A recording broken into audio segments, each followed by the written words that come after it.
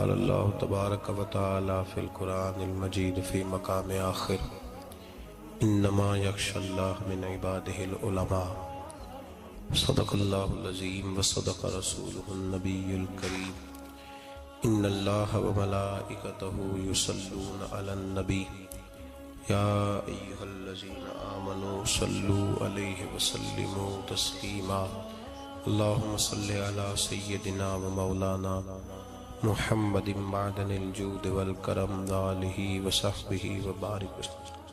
حمد و صلاۃ کے بعد انتہائی عزت و تکریم کے لائق سامعین و حاضرین، دوستو، بزرگ اور بھائیوں، محفل شب برات کے عنوان سے اس خوبصورت رات میں اور ان ٹھنڈی ہواؤں میں آپ حضرات تشریف فرمائیں۔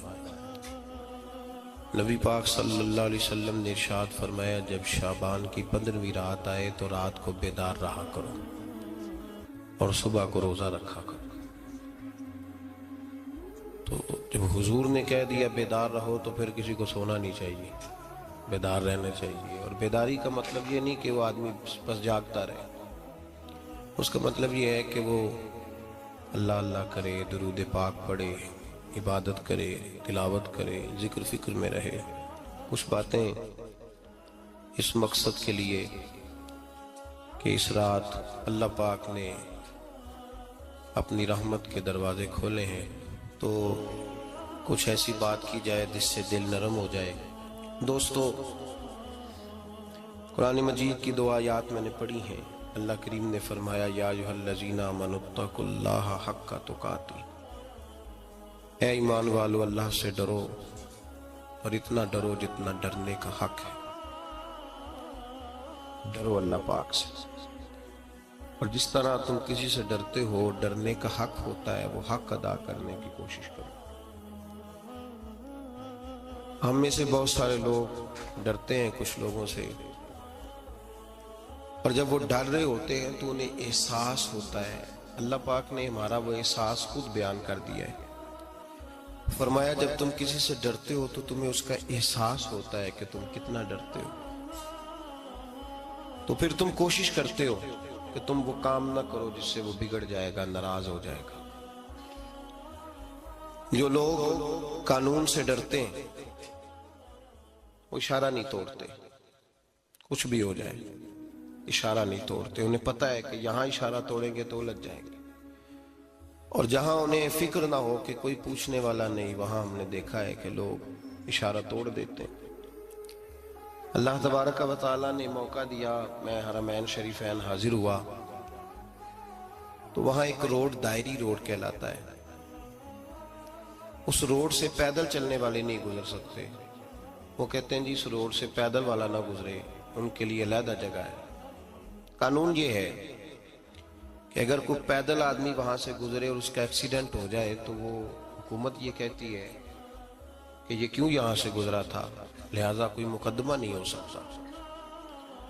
وہاں ہم نے دیکھا ہے کہ لوگ اس سڑک پہ پیر بھی نہیں رکھتے، کہتے ہیں مر گئے تو بنے گا کچھ نہیں۔ یہاں بھی بہت سارے ایسے معاملات ہوتے ہیں کہ جہاں انسان محسوس کرتا ہے کہ یہ بڑا میرے لیے نقصان ہو جائے گا، تو وہ ڈرتا ہے۔ ایک چھوٹی سی بات ہے کہ رات کو کوئی آدمی اپنا دروازہ کھلا رکھ کے نہیں سوتا، حالانکہ کوئی حرج نہیں، کبھی کھلا رہ بھی جاتا ہے، اور اگر کبھی رہ جائے تو جس کی ذمہ داری بند کرنے کی ہو اس کے ساتھ پھر جو رویہ ہوتا ہے گھر والوں کا، یہ خوف ہے ہمارا اندر کا، تو بڑی شدت کے ساتھ ہم اس شخص کو سخت سست کہتے ہیں، ڈانٹتے ہیں، کہتے ہیں تو نے خیال ہی نہیں کیا، جمع پونجی لٹ جاتی تو یہ خوف ہے، یہ ہمارا اندر کا یہ خوف ہے۔ آپ بازار میں جائیں تو درجنوں لوگوں نے گن مین بٹھائے ہوئے، ان کا دل نہیں کرتا کہ اضافی تنخواہ دی جائے، کیا مطلب ہے ایک آدمی کو اضافی پیسے دینے کا، لیکن وہاں آدمی بٹھایا جاتا ہے، اس کو تنخواہ دی جاتی ہے، اس کی روٹی کا بندوبست کیا جاتا ہے، اس کے سارے ضروریات زندگی کا خیال رکھا جاتا ہے، اور پس منظر یہ ہوتا ہے کہ ڈر لگتا ہے اگر یہ شخص نہ ہوا تو ہمارے چوری ہو جائے گی۔ اللہ فرماتے ہیں کہ تو جہاں سے ڈرتا ہے تجھے پتا ہے،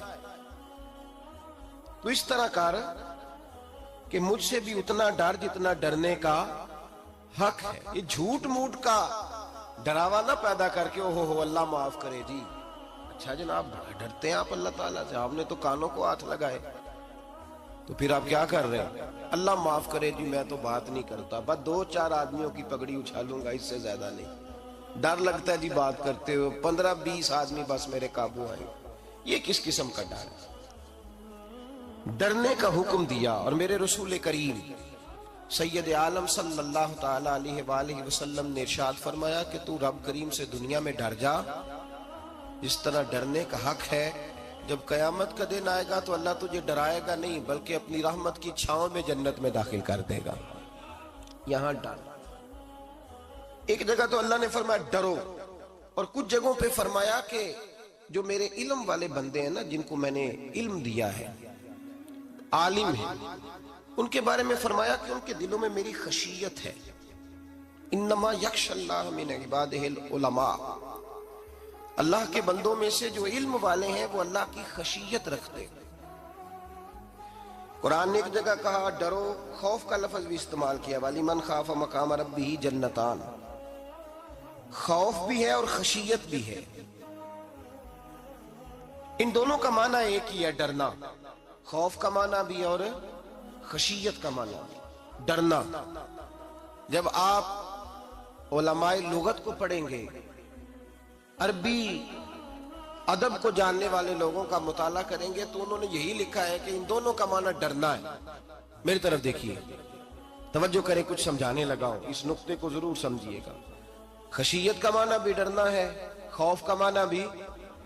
لیکن جب صوفیاء کے پاس جائیں نا, صوفیاء جو قرآن و سنت کی روح کی تفسیر کرنے والے ہیں, تو وہ کہتے ہیں نہیں, خشیت اور خوف میں فرق ہے. خوف اور ہوتا ہے, خشیت صوفیاء اس کی تفسیر اور کرتے ہیں. وہ کہتے ہیں خوف بھی ہوتا ہے اور خشیت بھی ہوتی ہے, الگ الگ چیزیں ہیں, ایک نہیں. بڑی خوبصورت بات ہے, اگر آپ سمجھ گئے تو آپ کو فائدہ دے گی. صوفیاء یہ کہتے ہیں کہ بھائی خوف ہوتا ہے اپنے گناہوں کا, کہ میں نے یہ گناہ کیے ہیں, اگر اللہ نے مجھ سے پوچھا تو مجھے بڑا خوف آتا ہے, مار پڑے گی, یہ خوف ہے. پھر سمجھ لیں, ایک آدمی نے حرام کا مال کٹھا کیا ہے زندگی میں, معاذ اللہ اس نے بڑے پاپ کیے, گناہ کیے, شراب پی, بدکاری کی, معاذ اللہ تعالیٰ ثم معاذ اللہ. اب اسے ڈر لگ رہا ہے کہ اللہ تبارک و تعالیٰ نے پوچھا تو میں کیا جواب دوں گا. یہ خوف ہے.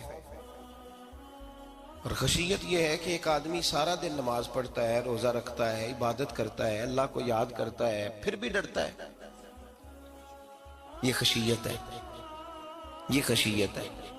جو گناہوں سے ڈرے وہ خوف ہے, اور جو رب کی ناراضگی سے ڈرے وہ خشیت ہے.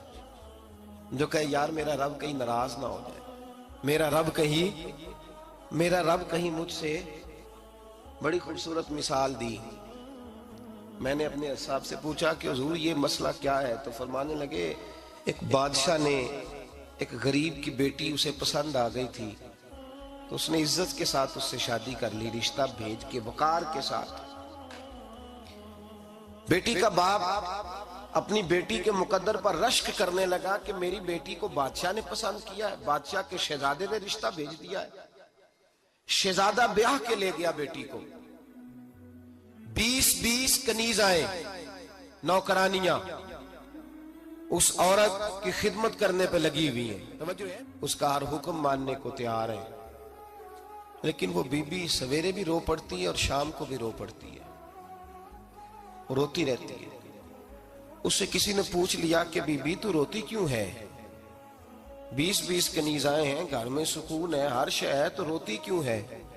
تو وہ کہنے لگی اصل بات یہ ہے کہ جو کچھ مجھے ملا ہے میں اس کے قابل نہیں تھی, تو میں ڈرتی ہوں میرا سائیں کہیں ناراض نہ ہو جائے, وہ ناراض نہ ہو جائے. میں قابل نہیں تھی, میری اوقات نہیں تھی. یہ من آنم کے من دانم, میں جو ہوں اس کا مجھے پتا تو ہے. اس نے میری حیثیت سے, میری اوقات سے, میرے ظرف سے, میری محنت سے بڑا بڑھ کے مجھے عطا کر دیا. میری چونکہ اوقات سے زیادہ دے دیا تو میں ڈرتی ہوں وہ ناراض نہ ہو جائے, کہیں میری یہ کھیل, یہ جو میں نے گھونسلہ بنایا ہے یہ کہیں میرا ٹوٹ نہ جائے۔ میرے بھائی، میرے رسول کریم سید عالم صلی اللہ علیہ وسلم کے امت کے اولیاء، صلحاء، صوفیاء، اتقیاء، صحابہ، اہل بیت، یہ لوگ جب روتے تھے تو یہ کوئی اس لیے نہیں روتے تھے کہ یہ آج دوپہر کو چینی میں ملاوٹ کر کے آئے ہیں تو اس لیے رو رہے ہیں رات کو۔ اس لیے نہیں روتے تھے کہ آج انہوں نے جو شکر بیچی ہے اس شکر کے اندر بورا ملایا ہوا تھا۔ اس لیے نہیں رو رہے کہ آج 10، 15، 20 لاکھ رشوت کا مال بینک میں جمع کر، اس لیے تھوڑی روتے تھے۔ یہ تو اس لیے روتے تھے کہ اللہ تو نے بڑا کچھ عطا کیا ہے، کہیں ہم سے ناراض نہ ہو جانا۔ یہ تو اس کی خشیت میں رو رہے تھے۔ حضرت داؤد طائی رحمت اللہ تعالی علیہ، حضرت امام جعفر صادق جو نبی پاک صلی اللہ علیہ وسلم کے نواسے، جناب داؤد طائی کی ملاقات ہوئی تو امام جعفر صادق حضور کے نواسے عرض کرنے لگے، داؤد طائی یار میری بخشش کی دعا کرنا، رب مجھے معاف کر دے۔ تو حضرت داؤد طائی رحمت اللہ علیہ فرمان لگے، امام صاحب آپ حضور کے نواسے ہیں، میں نے دعا کرنی ہے کہ آپ نے میرے لیے کرنی ہے؟ تو حضرت امام جعفر صادق رو پڑے، کہنے لگے یار تو نہیں کرنی ہے، اور اسی لیے تو تجھ سے دعا کرا رہا ہوں کہ کہیں ایسا نہ ہو نانا مصطفیٰ کی بارگاہ میں جاؤں تو وہ مجھے کہیں کہ میں کس طرح کا تھا تو کس طرح کا بن کے آیا ہے۔ یہی تو دعا کرانی ہے کہ میرے لیے دعا کر۔ جو جتنا بڑا ہوتا تھا نا اتنی زیادہ خشیت ہوتی، اور گناہگار کے تو اللہ تبارک و تعالیٰ بعضوں کا سزا دیتا ہے، آنسو سلب ہو جاتے، اس کو تو اپنے گناہوں پہ رونا ہی نہیں آتا۔ وہ تو روتا ہے بچہ نہ ہو تب روتا ہے، وہ تو روتا ہے پیسے نہ ہو تب روتا ہے، وہ تو اس وقت روتا ہے جب اس کا مال چلا جائے۔ اس کو تو بعضوں کا گناہگار کو تو بعضوں کا سزا ملتی، اللہ فرماتے تو دنیا کے لیے روئے گا، میرے لیے نہیں رو سکتا۔ اور جو رب کریم کے بندے ہوتے ہیں انہیں اللہ کہتا ہے تو دنیا سے بے نیاز ہے، تیری آنکھ سے آنسو جب بھی ٹپکے یا میرے لیے ٹپکنا چاہیے یا محمد مصطفیٰ کے لیے ٹپکنا چاہیے۔ آپ اگر اس بات کو تھوڑا سا غور کے ساتھ سمجھیں تو تمام اولیاء صلحات کیا یہ رو رہے ہیں، تڑپ رہے ہیں، کیا اس کی وجہ تھی؟ نمازیں کم رہ گئی تھی، روزوں میں کمی تھی، فرائض ادا نہیں کرتے تھے کہ رویا کرتے تھے؟ کیوں روتے تھے؟ حضرت سیدنا عمر فاروق رضی اللہ تعالیٰ عنہ کے بارے میں صحابہ کہتے ہیں جناب عمر فاروق جب نماز پڑھاتے اتنا رویا کرتے تھے کہ 7ویں صف تک ان کے رونے کی آواز جایا کرتی، 7ویں صف تک ان کے رونے کی آواز جاتی۔ ہم لوگ بن کے بیٹھ گئے ہیں، ہم لوگ بن کے بیٹھ گئے، ہم یہ سمجھتے نہیں کہ ہماری حیثیت کیا تھی اور رب کریم نے ہمیں نوازا کیا ہے۔ آپ پڑھیے کتابیں، میرے رسول پاک صلی اللہ علیہ وسلم فرماتے ہیں میرا عمر جس گلی سے گزرے شیطان رستہ بدل جاتا ہے۔ نبی پاک فرماتے ہیں میرا عمر جب تک دنیا میں رہے گا دوزخ کو تالا لگا رہے گا۔ اس صاحب اسد الغابہ نے لکھا ہے نبی پاک صلی اللہ علیہ وسلم نے حضرت جبریل امین کو بلایا، فرمایا چل میرے عمر کی شان بیان کر۔ تو حضرت جبریل امین علیہ السلام عرض کرنے لگے یا رسول اللہ صلی اللہ علیہ وسلم 950 سال اگر اللہ مجھے عمر دے، 950 سال رب عمر دے، اور پھر بھی میں عمر فاروق کے فضائل بیان کروں تو میں نہیں کر سکتا، عمر کی شان میں نہیں بیان کر سکتا، 950 سال بھی اگر میری عمر ہو۔ نبی پاک نے فرمایا پھر میرے ابو بکر کے بارے میں، عرض کی یا رسول اللہ ابو بکر کی تو بات اس سے بہت آگے کی ہے نا۔ وہ نبی پاک کتنی عظمت بیان کر رہے ہیں، کس قدر زیادہ رسول کریم صلی اللہ تعالی علیہ وآلہ وسلم ان کی عظمت بیان کرتے ہیں۔ حضرت عمر کیا کہتے ہیں، وہ لوگوں کو بتاتے پھرتے ہیں کہ تم نے دیکھا ہے نا میری کتنی عظمت ہے، وہ یہ نہیں کہتے۔ حضور فرماتے ہیں عمر کی بڑی شان، بڑی شان، بڑی شان۔ اور عمر کے پاس جب بھی کوئی جاتا ہے کہتے ہیں عمر آپ کا کیا مقام ہے، تو عمر فرماتے ہیں میں تو اونٹ چرانے والے کا بیٹا ہوں، میں تو اونٹ چرانے والے کا بیٹا ہوں، میں تو اونٹ چرایا کرتا تھا، میں تو 10 اونٹ نہیں سنبھال سکتا۔ حضرت فاروق اعظم رضی اللہ تعالیٰ عنہ سے کو پوچھتے جناب عمر آپ کا کیا حال ہے، تو آپ فرماتے یہ تو میرے مقدر ہے کہ میری بہن نے قرآن سنایا تو میں در رسول تک پہنچ گیا، ورنہ مجھے پوچھنے والا کوئی نہ ہوتا۔ کبھی جناب علی المرتضیٰ کا بازو پکڑ کے کہتے ہیں علی تو نہ ہوتا تو عمر ہلاک ہو جاتا۔ بھائی حضور شانیں بیان کرتے ہیں، نبی پاک کہتے ہیں میرے ابو بکر نے احسانات کیے، بڑے احسانات کیے, میں نے سب کا بدلہ چکا دیا, ابو بکر کا نہیں چکایا.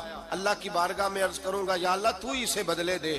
اور جناب ابو بکر صدیق سے کوئی پوچھتا ہے ابو بکر آپ کا کیا حال ہے, تو ابو بکر صدیق فرماتے ہیں مجھ سے میرے اندر کا عالم نہ پوچھو, اگر قیامت کے دن اعلان ہوا نا کہ سارے لوگ بخشے گئے ایک باقی بچا ہے, تو مجھے ڈر لگتا ہے اکیلا ابو بکر ہی بچ جائے گا جو نہیں بخشا جائے گا.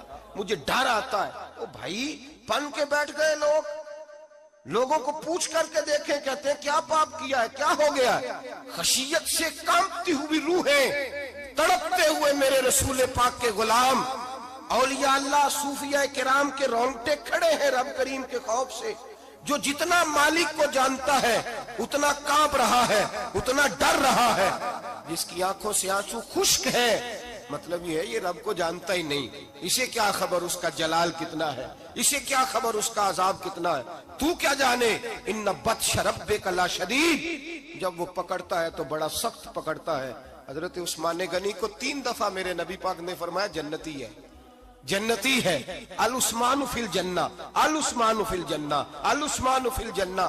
3 دفعہ حضور نے جنت کی بشارت دی. میرے مصطفیٰ کریم نے فرمایا میرا عثمان گلی سے گزرے تو فرشتے بھی اس کی حیا کرتے ہیں.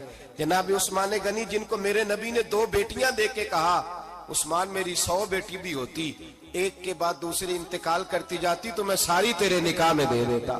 وہی حضرت عثمان غنی قبر پہ کھڑے ہیں حضور کے وصال کے بعد, ایک قبر پہ کھڑے, آنکھوں سے آنسو جاری ہے, داڑھی ساری آنسوؤں سے بھر گئی ہے, روتے ہی جاتے ہیں, روتے ہی جاتے ہیں.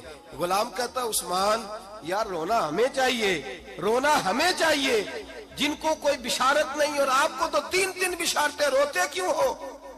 جناب عثمان غنی فرمانے لگے جس مصطفیٰ نے مجھے جنت کی بشارت دی اسی رسول نے فرمایا تھا قبر آخرت کی منزلوں میں سے پہلی منزل ہے, آخرت کی منزلوں میں سے پہلی منزل. سوچتا ہوں اگر رب کریم نے عثمان سے حساب پوچھ لیا, حساب کیسے دینا ہے. میرے مصطفیٰ کریم نے, یہ تو بات ہے نا جناب عمر کی, یہ تو بات ہے حضرت عمر کی, حضرت ابو بکر کی, جناب عثمان غنی کی. اور جس شیر خدا کے بارے میں نبی پاک نے فرمایا علی منی وانا من علی, فرمایا علی اور میں 2 نہیں, میں علی ہوں اور علی میں ہے. جن کو فرمایا من کنت مولا ہوں وہذا علی مولا, جس کا میں مولا اس کا علی بھی, اس کا علی بھی. جس مولا علی شیر خدا کو یہ درجہ دیا. ولی المرتضی اٹھے ہیں, نماز کا وضو کیا ہے, مصلی کی جانب جانے لگے تو جناب علی کا وجود تھر تھر کانپنے لگا, تھر تھر, چھم چھم آنسو برسنے لگے. حضرت سیدنا امام حسن آگے بڑھے, ابا جی کیا ہوا. فرمایا حسن ڈر رہا ہوں, مالک کی بارگاہ میں جا رہا ہوں, کہیں رب علی کو دھتکار ہی نہ دے, کہیں مالک علی سے حساب ہی نہ پوچھ لے, کہیں اللہ تبارک و تعالیٰ ناراضگی کی نظر سے نہ دیکھ لے. او بھائی ہم لوگ اتنے دلیر, اتنے تگڑے, اتنے سیاہ, اتنے عقل مند, اتنے گناہوں کے پیچھے پہاڑ ہیں, لیکن مجال ہے کوئی ایک قطرہ وہ آنسو جو ہم نے سنبھال کے رکھے ہیں دنیا داری پہ بہانے کے لیے. کبھی اپنا حساب کر, کبھی سوچ. روز شکوہ کرتا ہے, کہتا ہے میرے پاس پیسے نہیں, گاڑی نہیں, کار نہیں, کوٹھی نہیں, سرمایہ نہیں. کبھی سوچ جو کچھ ہے اگر رب کریم میرے اور آپ کے اعمال دیکھے تو ہماری حیثیت ہے کہ وہ سارا کچھ ہمیں دیا جاتا, ہماری اوقات تھی کہ وہ ہمیں دیا جاتا جو اس نے دیا ہے. ٹٹول کے دیکھیں, عمر گزر گئی شکوے کرتے, ذرا پلٹ کے دیکھیں. اگر ہمارے گناہ اور ہماری نیکیاں اکٹھی کی جائیں تو ہم جزا والے نہیں سزا والے نکلتے ہیں معاذ اللہ. محمود غزنوی بڑا پیار کرتے تھے ایاز کے ساتھ, بڑا پیار کرتے تھے, نوازا کرتے تھے. روز کوئی نہ کوئی تحفہ ملتا تھا ایاز کو.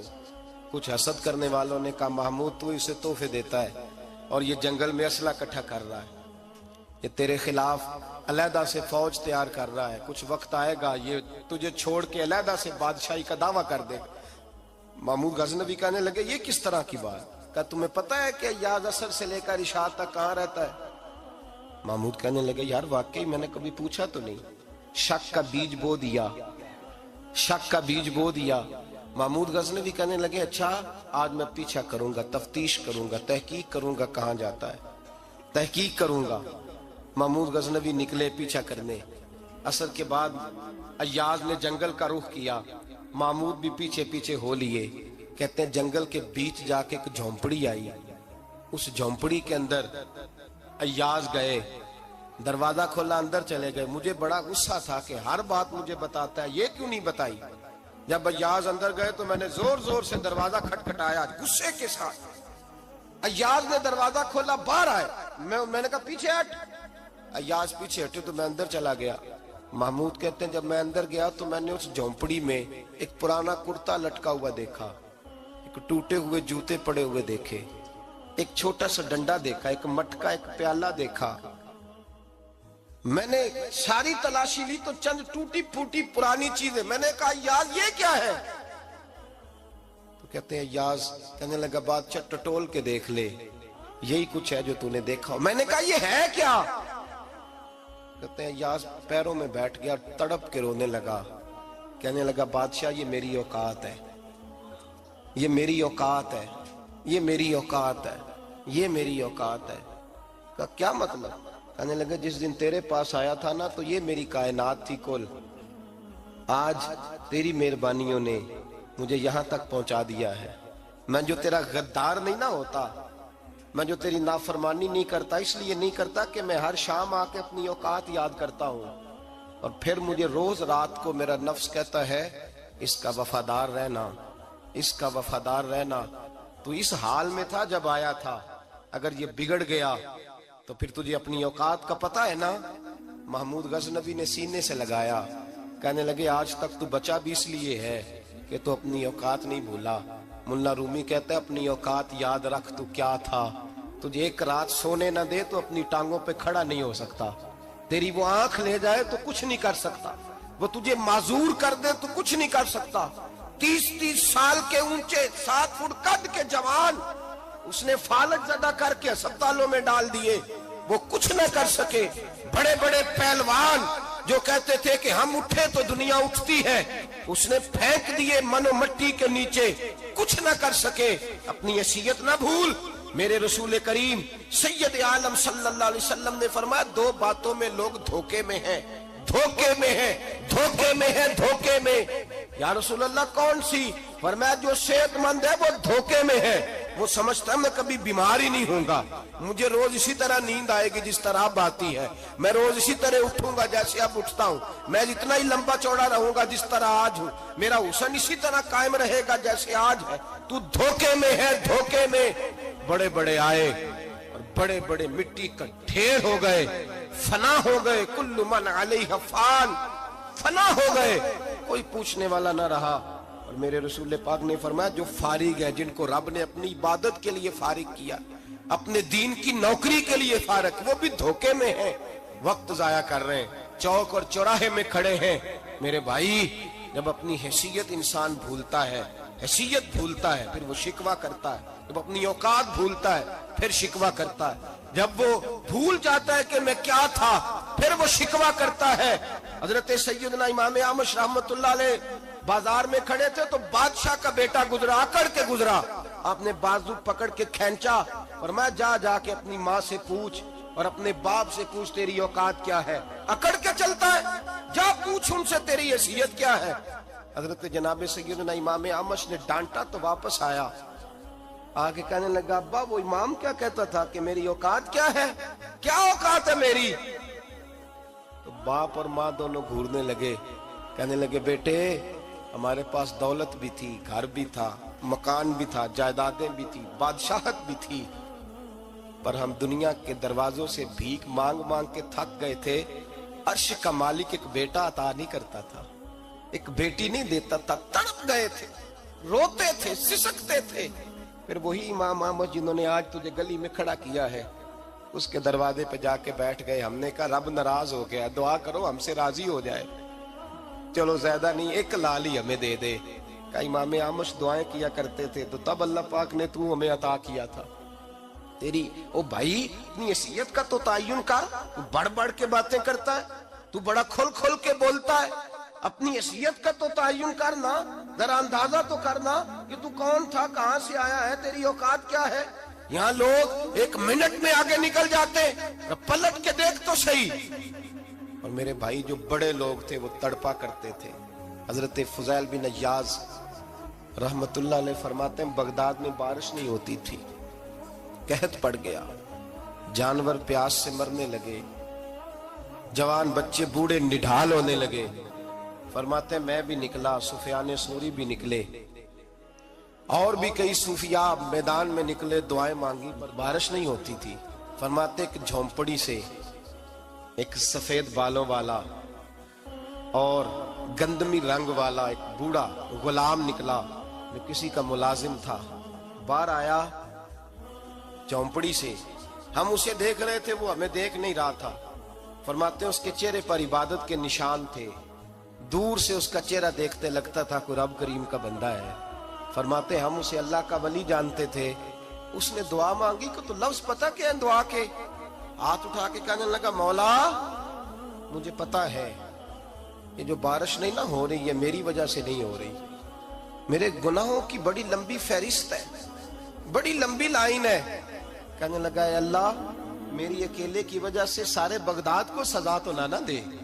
رب کریم جوان بھوکے, بچے بھوکے, مائیں ترس گئیں, بچے ترس گئے, جانور پانی کے قطرے, اللہ گناہ تو میرے اکیلے کے ہیں اور ان سب کو سزا کیوں دیتا ہے؟ نہ میری سزا سب کو تو نہ دے, میری سزا صرف مجھے دے, ان کو نہ دے. کہتے ہیں ابھی اس کے ہاتھ اٹھے ہوئے تھے, دعا بول رہا تھا, رب کریم نے فوراً بارش عطا فرما دی. فرماتے ہیں کھل کے بارش برسی. میں نے لوگوں سے پوچھا پتہ کرو کس کا غلام ہے, کہا فلاں آدمی کا. حضرت فضیل بن عیاض کہتے ہیں میں شام کو گھر چلا گیا, اس کے آقا سے بات کی, خرید لیا. میں جب اس کو خرید کے لایا, گلی میں جا رہے تھے تو مجھے کھڑا کر کے کہنے لگا فضیل میں نکما سا آدمی ہوں, بال بھی سفید ہیں, مجھ سے تو زیادہ کام ہی نہیں ہوتا, کیوں تو نے پیسے خرچ کیے, میں اس قابل ہی نہیں تھا, کیوں خریدا؟ تو حضرت فضیل ابن عیاض کہتے ہیں میں نے اس کو کہا کل جو تو نے دعا مانگی تھی تو نہیں دیکھ رہا تھا, ہم دیکھ رہے تھے, تو تو مقبول ہے رب کریم کی بارگاہ کا, تجھے اس لیے خرید کے لایا ہوں, تو مقبول ہے. کہتے ہیں یہ لفظ سنے تو ٹھہر گئے. وہ کہنے لگے اچھا آقا مجھے 5 منٹ کا وقت ملے گا؟ میں نے کہا ہاں ہاں ضرور ملے گا. کہتے ہیں انہوں نے وہیں نماز کی نیت باندھ لی, 2 رکعتیں پڑھی اور 2 رکعتیں پڑھ کے ہاتھ اٹھائے, کہنے لگے مولا تیرا اور میرا راز تھا, تو نے راز کیوں کھولا؟ اللہ مسترنا بستری کل جمیل, یا اللہ تیرے پاس پیارے پیارے پردے ہیں, ایک پردہ مجھے عطا کر دے, مجھے اپنا رکھ, مجھے لوگوں کے سامنے میرے پردے نہ کھول. آپ فرماتے ہیں یہ کہہ کہ وہ زمین پہ بیٹھے کلمہ شہادت پڑھا, ان کی روح پرواز کر گئی. میرے بھائی جو زیادہ پرہیزگار تھے, تو بڑے رب کریم کے بندے تھے, ان کے تو آنسو خشک ہی نہیں ہوتے, وہ تو تڑپا کرتے, صبح شامیں ان کی روح کے گزرتے تھے اور رب کریم کی ناراضگی سے ڈرتے تھے. وہ کہتے تھے مالک کہیں ناراض نہ ہو جائے, کہیں بگڑ نہ جائے. میرے رسول کریم صلی اللہ علیہ وسلم کے صحابی کہتے ہیں ایک جنگ سے خوشخبری آئی, تو جو خوشخبری لانے والے تھے وہ حضرت عمر فاروق رضی اللہ تعالیٰ عنہ کے پاس پہنچے خوشخبری دینے. حضرت عمر رضی اللہ تعالیٰ عنہ کھڑے تھے, صحابی نے آ کے کہا عمر مبارک ہو. جناب عمر کچھ لوگوں سے گفتگو کر رہے تھے, بات چیت جاری تھی, کہا مبارک ہو فتح ہو گئی. حضرت عمر کہنے لگے ٹھہر تو جا, اس سے تو بات کر لینے دے جس سے کر رہا ہوں.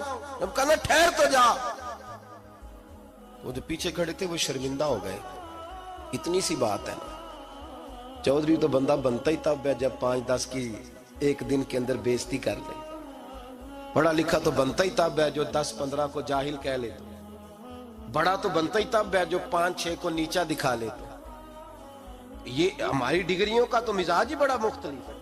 ہم تو اعزاز والے ہوتے ہی تب ہیں جب کچھ چھوٹا ہوگا تو ہم بڑے ہوں گے نا. ہم تو چاہتے ہیں ہمیں کچھ چھوٹا ملے, کسی کو چھوٹا کر کے اس کے قد پہ سوار ہو کے بڑا ہونا چاہتے ہیں. اتنی سی بات تھی کہ ٹھہر جانا یار, پہلے اس کی تو سن لینے دے. وہ شرمندہ ہو گئے صاحب. جب وہ شرمندہ ہوئے تو سیدنا فاروق اعظم دوڑے گئے. صحابہ کہتے ہیں گارا تھا, کیچڑ تھا, اس گارے میں سر رکھا, سجدہ کرنے لگے, اٹھے, کہنے لگے مولا اپنے عمر سے ناراض نہ ہو جانا, یہ کل تک اونٹ چرایا کرتا تھا, آج تیری مخلوق کو شرمندہ کرنے لگ گیا ہے, یہ اپنی حیثیت ہی بھول گیا, اسے خبر ہی نہیں کہ یہ کیا تھا, یہ آج تیری مخلوق کو شرمندہ کرتا ہے. اللہ اپنے عمر سے ناراض نہ ہو جانا. वो शख्स कहते हैं पीछे आके खड़ा रो रहा हूं। मैंने कहा उमर क्या कर रहे हो? फरमाया नहीं यार, मैंने तुझे शर्मिंदा किया है, ये मैं भूल गया था कि मैं क्या हूं। भाई अपनी हैसियत का तयन करें, आओ आज अपनी हैसियत का तयन करें। देखें हम कहाँ थे, कहाँ बैठे, पलट के देखें क्या थे, हम क्या हैं। रातें कहाँ गुजरती हैं, सुबह कहाँ बीतती हैं।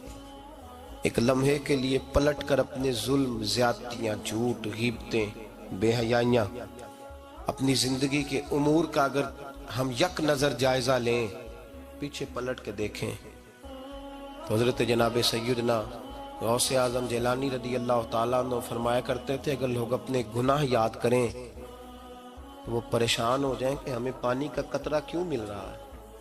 वो अगर अपनी गलतियां याद करें तो उन्हें एहसास हो कि उनका सांस कैसे चल रहा है। तो भाई अगली बात सुनोगे तो और हैरान हो जाओगे। हजरत गौसे आजम रदी अल्लाह ताला अन्हु फरमाया करते, आप फरमाया करते कि अब ख्याल आता है, अब सोच आती है कि रब करीम ने कितनी ढील दी हुई है। हम हैं कि समझते हैं ये मेरी अक्लमंदी का कमाल है कि मुझे सारा कुछ नाफरमानी के बावजूद भी मिल रहा है। भाई खशियत इलाही पैदा करें। जितना बंदा बड़ा होता था उसके दिल में खौफ भी अल्लाह का वो जानता था। हजरत इमाम आजम अबू हनीफा बैठे थे तो एक बीबी फतवा पूछने आई। बीबी रोज खामन से मुतालबा तो करती है, फलां चीज चाहिए, फलां चीज चाहिए। अल्लाह करे वो ये मुतालबा करने लग जाए कोई शय नहीं चाहिए, जो चाहिए हलाल का चाहिए। आमीन तो कह दे। अल्लाह करे बीबी ये मुतालबा करने लग जाए सूखी रूखी चाहिए, पर चाहिए मुझे जायज देना, बेशक एक वक्त देना। अल्लाह करे ये मुतालबा होने लग जाए। शबे बारात की बड़ी मुकद्दस रात, अल्लाह करे इस रात ये मुतालबा होने लग जाए। एक बीबी आई खातून, चरखा काटती है, सूत बनाती है। हजरत इमाम साहब से मसला पूछने आई। क्या मसला पूछा उसने? कहने लगी हजरत जी मैं ना रात को अपनी छत पे बैठ के चरखा काटती हूँ, सूत बनाती हूँ। 14वीं रात का चांद जब चढ़ा होता है तो उसकी रोशनी में मैं चरखा काटती हूँ। कई दफा ना बादशाह का लश्कर मेरी गली से गुजरता है, बड़े बड़े लालटेन उन्होंने पकड़े होते हैं, बड़े बड़े रोशनदान, बड़ी बड़ी उनके अंदर रोशनी होती है। तो हजरत जी कई दफा ना वो जब गुजरते हैं तो उनकी रोशनी में भी मैं कुछ सूत बना लेती हूँ। मसला ये पूछना था कि उस रोशनी में मैं जो सूत बनाती हूँ उसकी कमाई मेरे लिए जायज है कि नाजायज है? उसकी रोशनी में हजरत इमाम आजम ने अल्लाह अकबर का और छम छम आंसू गिरने लगे। हजरत इमाम साहब ने अपना गिरेबान पकड़ा और खींचा, कमीज फट गई। कहने लगे बीबी मसला छोड़, तू पहले बता तू है कौन, कहां से आई है, कौन है, बता। तो कहने लगी मैं हजरत बिशर आफी की हमशीरा हूं, मैं हजरत बिशर आफी, वो जो दरवेश नंगे पैर नहीं फिरता रहता बगदाद की गलियों में, मैं वजीम भाई की बहन हूं, बिशर हाफी की हमशीरा हूं। तो हजरत इमाम आजम फरमाने लगे कोई और बीबी आती तो उसके लिए जायज था, क्योंकि वो जानबूझ के तो किसी की रोशनी नहीं इस्तेमाल करती, खुद आती है। कोई और आती तो जायज था, तेरा मकाम बड़ा है, तेरे लिए जायज नहीं, लिए जायज नहीं तो अपनी हैसियत का तयन कर, ये तेरे लिए दुरुस्त नहीं। ओ भाई बड़ा तो तू तब होगा जब तेरी एहतियात बड़ी हो जाएगी, बड़ा तब होगा जब तेरा तकवा बड़ा हो जाएगा, बड़ा तो तब होगा जब तू हलाल हराम के मामले में बारीक बारीक चीज का ख्याल रखेगा। और अगर तू कहे खैर है देखी जाएगी, सारी दुनिया कर रही है, सारी जमाना कर रहा है, फलां भी कर रहा है, वो खुदा के बंदे ये किस तरह का मामला है, ये किस तरह की जमहूरियत है? अपने आप को समझाएं मेरे अजीज, खशियत वाली जिंदगी पैदा करें, तकवे वाली जिंदगी पैदा करें। हम लोग ऐसा वक्त गुजार रहे हैं, और ये याद रखना हमेशा इंसान दुनिया में आते हैं, इस शहर के बहुत सारे लोग हो गुजरे, उलमा, मशाइख, सूफिया, ताजर, जिमीदार। आप किसी भी शोबे में टटोलेंगे तो आपको कई नाम मिलेंगे। इस शहर मोहब्बत के ढेरों लोग हो गुजरे, और ये कहानी हर शहर की है। आज मैं और आप यहाँ बसते हैं, कुछ वक्त के बाद हम दास्तान होंगे। इमाम शाफी रहमतुल्लाह अलैह फरमाते हैं मैं एक शहर से गुजर रहा था तो मेरे पैर को ठोकर लगी, میں نے زمین کھودی تو ایک کھوپڑی نکلی، کھوپڑی نکلی تو اس کے اوپر تاج بھی تھا۔ ماتے میں نے شہر کے لوگوں سے پوچھا یہ کیا ہے؟ تو کہنے لگے یہ بادشاہوں کا قبرستان ہے، اس میں غریب دفن تو نہیں ہو سکتا تھا، دفن تو بادشاہوں کا خاندان ہے، لیکن افسوس کی بات یہ ہے کہ یہاں مٹی ڈالنے کوئی نہیں آتا۔ اب یہ سیدھی سڑک بن گیا۔ بھائی کبھی پلٹ کے دیکھ، ہزاروں لوگ آئے، اس روڈ سے کروڑوں لوگ گزرے اور منزل کو چلے گئے، لوگوں نے یاد نہیں رکھا۔ آپ اپنے حصے کا عمل کرنے آئے، ٹھیکیدار نہیں ہے کوئی اپنی اولاد کا، بال بچے کا، بہن بھائی کا۔ حق ضرور ہے، ان کے لیے محنت ضرور کرے گا، لیکن اس کو یہ اجازت نہیں ہے کہ وہ کہے کہ میں اب بڑا ذمہ دار ہوں تو میں نے 20 کروڑ بینک بھر کے جانا ہے۔ حضرت عمر بن عبدالعزیز رحمت اللہ تعالیٰ علیہ کے انتقال کا وقت آیا تو اپنے بیٹوں کو بلایا، فرمانے لگے بیٹو تمہارا باپ بزدل تھا، تمہارے لیے کچھ کر نہیں سکا۔ کہا ابا جی کیا ہوا؟ فرمانے لگے بیٹے میں بزدل تھا، جہنم سے ڈر گیا، تمہارے لیے کوئی بینک بیلنس اکٹھا نہیں کر سکا۔ میں تھوڑا دلیر ہوتا، دوزخ سے نہ ڈرتا تو تجوریاں بھر کے جاتا۔ پرانے بادشاہ محل چھوڑ کے گئے ہیں، پر میرے پاس کچھ نہیں ہے، بادشاہ ہونے کے باوجود میں فقیر ہوں، خالی آ جا رہا ہوں۔ بزدل جو تھا، آپ نے جب یہ لفظ کہے تو بچے رونے لگے، کہنے لگے ابا جی ہمیں تو فخر ہے، ہمیں تو فخر ہے، جس گلی سے بھی ہم گزرتے ہیں کپڑے ہمارے سادے ہوتے ہیں پر لوگ دکانیں چھوڑ کے ملتے ہیں، کہتے ہیں نیک باپ کی اولاد جا رہی ہے، یہ بڑے مرتبے والے باپ کی اولاد جا رہی۔ بھائی یاد رکھیں، خشیت الہی پیدا کریں، نہ اپنی ذات کے ساتھ ظلم کریں۔ اگر آپ کوئی بھی غلط کام کرتے ہیں تو اس کا جواب آپ نے دینا ہے۔ اگر آپ نے 1 کروڑ روپیہ ناجائز کمایا ہے تو وہ اللہ آپ سے نہیں، آپ کے بچے سے نہیں پوچھے گا، بیوی سے نہیں پوچھے گا، بہن بھائی سے نہیں، وہ آپ نے جواب دینا ہے۔ آپ نے اپنے اعمال پر غور کریں۔ آج شب برات ہے، میرے نبی کریم صلی اللہ علیہ وسلم نے فرمایا کہ میری امت کی اتنی بخشش ہوگی، مدینے میں سب سے زیادہ بنو کلب کا قبیلہ بکریاں پالتا ہے، ان کی بکریوں کے بالوں سے بھی زیادہ اللہ میری امت کی بخشش فرمائے گا۔ اس کو توبہ کی رات کہا جاتا ہے۔ توبہ کا مطلب یہ ہوتا ہے کہ اللہ میں آج کے بعد گناہ نہیں کروں۔ توبہ کا مطلب ہوتا ہے کہ میں آج کے بعد یہ غلطی، آپ کا ملازم کتنی بار غلطی کرے تو آپ رکھ لیتے ہیں؟ ایک دن میں 100 دفعہ کرے تو گنجائش ہے اس کو رکھنے کی؟ اللہ رکھ لیتا ہے، کہتا تو توبہ کر، ہے گنجائش؟ میرا خیال ہے جو 10 بار بھی کرے اس کے لیے بھی گنجائش ہے، اس کے لیے بھی گنجائش ہے۔ استاد باپ ہوتا ہے، بچے سے غلطی ہو جائے تو کہتا تجھے ارجانہ بھرنا پڑے گا۔ بچے لگے نہیں ہوتے اسکولوں میں، جرمانے لگے ہوتے ہیں، چھٹی کا لیدہ ہے، فلاں کام کا لیدہ ہے، حالانکہ باپ ہے۔ بھائی اللہ فرماتا ہے تو توبہ کر، اور توبہ یہ ہے کہ میں آج کے بعد یہ گناہ، جس آدمی نے کل 5 نمازیں نہیں پڑھنی اس کا آج توبہ کرنے کا کیا مطلب ہے؟ توبہ کا کیا مطلب ہے کہ میں آئندہ گناہ، تو جو سویرے 5 نمازیں نہیں پڑھنا چاہتا، کہتا ہے کل زور نہیں میں نے پڑھنی، چلو فجر تک جاگنا ہے، فجر پڑھ لوں گا، تو اس نے توبہ کی ہے؟ کوئی مذاق ہے؟ استغفر اللہ استغفر اللہ استغفر اللہ، معاف کر دے، کیا معاف کر دے؟ سویرے تو مسجد آئے گا۔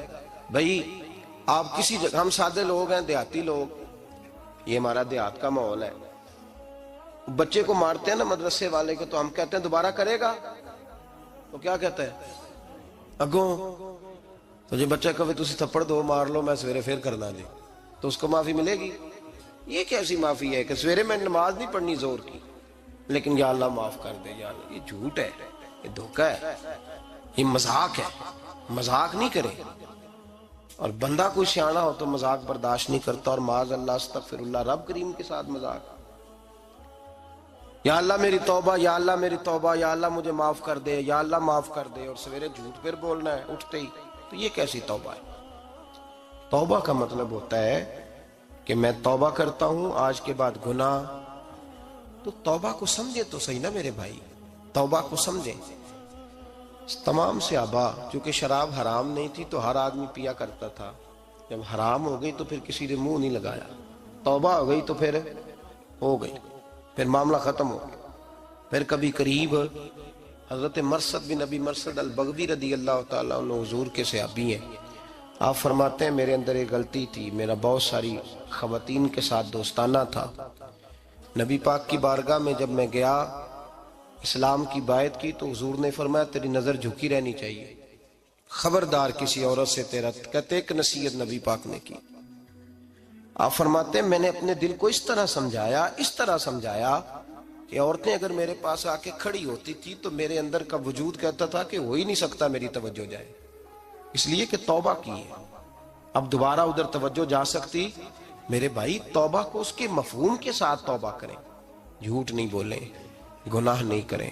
میرے رسول کریم صلی اللہ علیہ وسلم نے فرمایا استغفار پڑھا کرو، میں دن میں 100 مرتبہ استغفار کرتا ہوں۔ حضور کہتے ہیں حضور 100 دفعہ دن میں استغفار کرتے۔ امام حسن کے پاس ایک شخص آیا، کہا میرے پاس اولاد نہیں، فرمایا استغفار پڑھ۔ ایک پھر آ گیا، اس نے کہا حضور میرے پاس روزی نہیں، فرمایا استغفار پڑھ۔ ایک اور آیا، اس نے کہا حضور بیماری بڑی ہے گھر میں، فرمایا استغفار کر۔ آپ کے صاحبزادے بیٹھے تھے، کہا ابا جی جو آتا ہے آپ استغفار ہی بتاتے ہیں۔ آپ فرمانے لگے جب کوئی بندہ توبہ کرتا ہے تو رب راضی بڑا ہوتا ہے۔ تو میں نے سب کو توبہ کا وظیفہ بتایا ہے، جس کی جو بھی مجبوری ہو اگر توبہ کر لے تو اللہ تعالیٰ اسے آسانی عطا کر دیتا ہے، اللہ اس پہ نظر رحمت کر دیتا ہے۔ اپنے آپ کو تبدیل کریں، نماز کو اس کی حقیقت کے ساتھ پڑھا کریں، اس کی حقیقت کے ساتھ نماز کو پڑھیں۔ 5 وقت مسجد میں حاضری دیں، چھوڑ کے سارے کام چھوڑ کے، باقی سارا کچھ بعد میں۔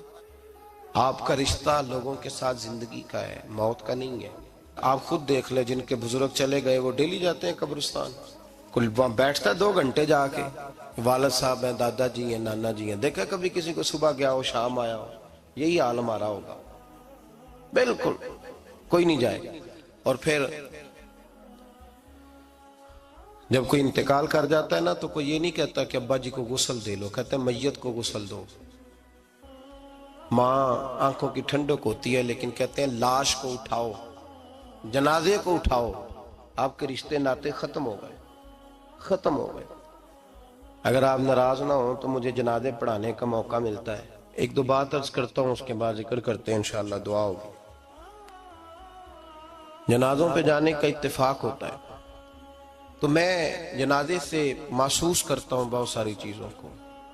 میں دیکھتا ہوں کہ جنازہ ہونے کے باوجود لوگ یہ سمجھتے ہیں کہ یہ ہونا تھا کام، یہ ہو گیا، اور وہاں کیفیت یہ ہوتی ہے کہ صرف یہی جنازہ ہے، اسی نے فوت ہونا تھا، ہم تو بچے ہوئے ہیں۔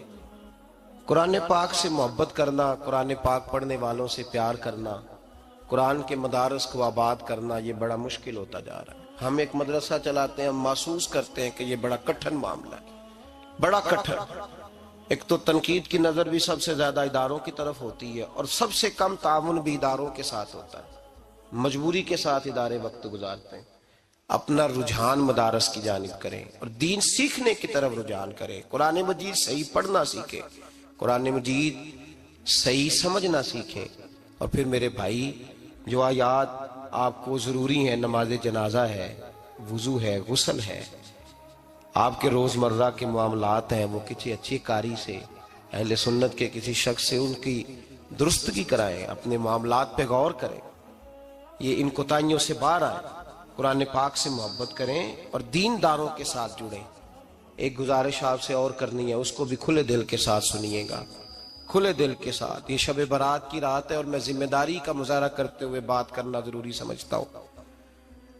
آپ کسی پیر صاحب سے ملیں، کسی آستانے پہ جائیں، یہ کچھ گزارشات ہیں، بات میری ختم ہو گئی، وہ کر کے میں دعا کرنے لگا ہوں، تو شریعت اسلامیہ کا ضرور پاس اور لحاظ کریں۔ یہ دیکھیں جس صوفی کے پاس، درویش کے پاس، جس کو آپ پیر سمجھ رہے ہیں، اسے کوئی قرآن حدیث بھی آتا ہے، وہ کوئی سنت شریعت کا بھی پابند ہے۔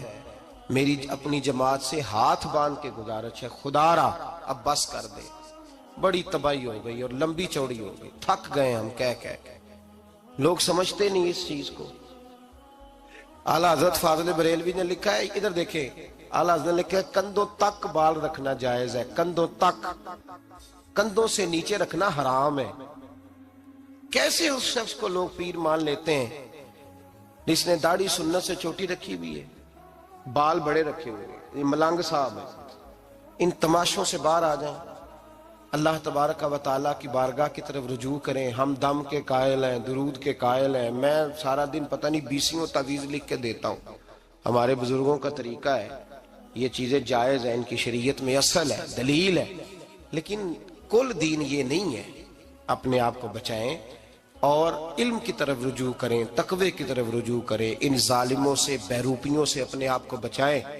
اور میں ان لوگوں کو بھی دعوت فکر دیتا ہوں جو ہمیں روز آ کے کہتے ہیں یہ تمہارا پیر تو یہ تمہارا پیر, جب ہم خود کہہ رہے ہیں ہمارا نہیں, تو ہم کسی شرابی کبابی کو اٹھا کے کہہ دیں یہ تمہاری جماعت کا بندہ ہے تو تم رکھ لو گے؟ کہو ہم اگر کہہ دیں تمہاری جماعت یہ درس دیتی ہے تو تم مان لو گے؟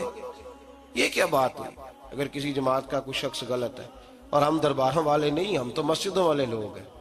دربار تو ایک ضمنی چیز ہے, بن بھی جائے تو ٹھیک ہے, ورنہ تو میرے نبی پاک نے فرمایا ہر مومن کی قبر جنت کا باغ ہوتی ہے.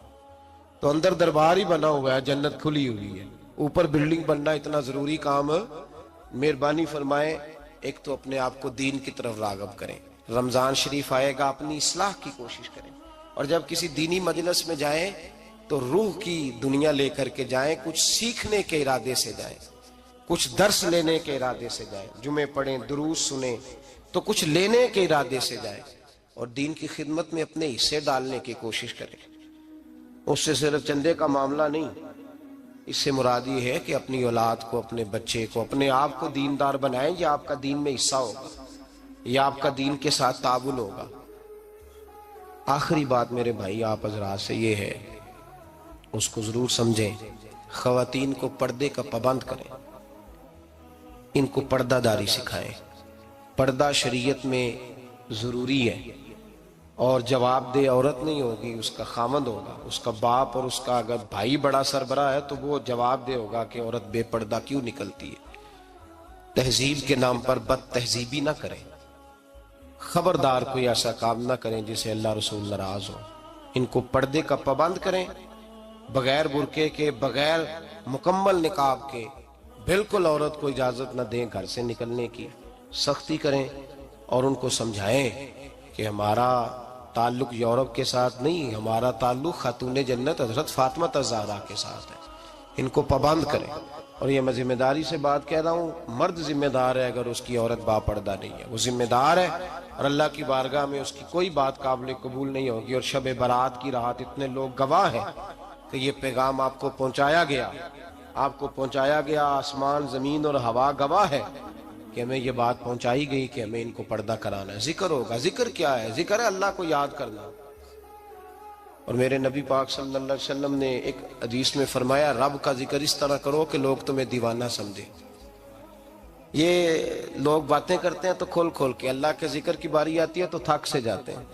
تھک کے ذکر نہیں کریں, ذکر کریں تو پوری دل جمی کے ساتھ, سرور کے ساتھ, کیف کے ساتھ. اور آج کر کے تو دیکھیں بھلا ذکر میں ہوتا کیا ہے, یہ لذت کیا ہے, یہ کیف کیا ہے.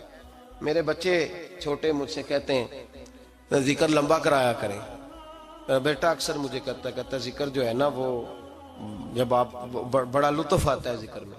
ذکر تو ایک کیفیت ہے, لگ جائے تو اس کا ایک اپنا ذائقہ ہے. تو ذکر کریں اللہ کا, درود شریف پڑھیں,